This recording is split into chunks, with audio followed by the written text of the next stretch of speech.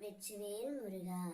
வேலுண்டு வினையில்லை, மயிலுண்டு பயமில்லை.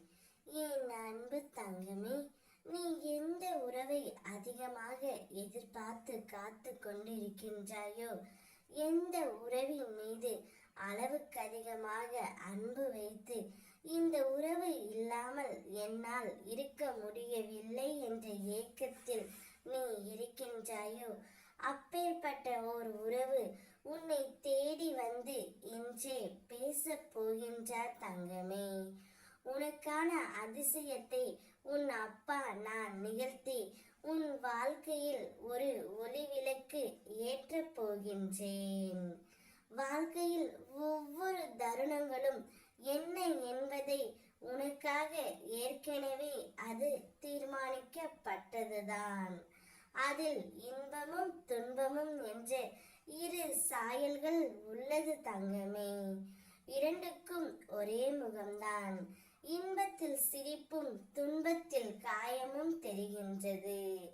இரண்டையும் சமமாக எடுத்துக்கொள்ளும் பக்குவம் உன்னிடத்தில் வந்தால்தான் உன்னுடைய வாழ்க்கையில் நீண்ட நேரம் உன்னால் பயணிக்க முடியும். ஒரு மரத்தில் பழம் என்பது நேரடியாக வருவதில்லை.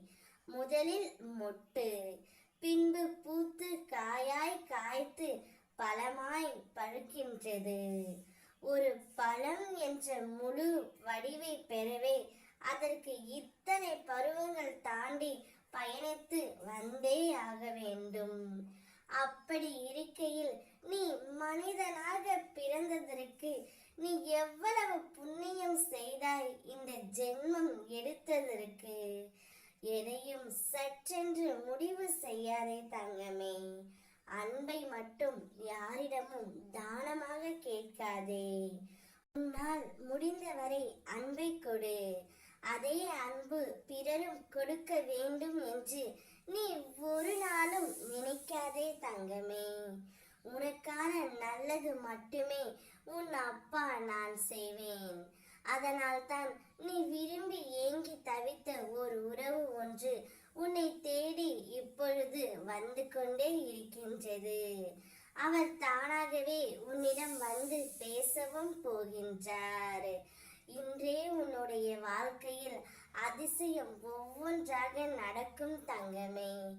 நீ மகிழ்ச்சி மலையில் துல்லியம் குதிக்கப் போகின்றாய். இந்த வாழ்வு எனக்கு கொடுத்ததற்கு மிக்க நன்றி என்று எனக்கு நன்றியும் கூறுவாய் தங்கமே.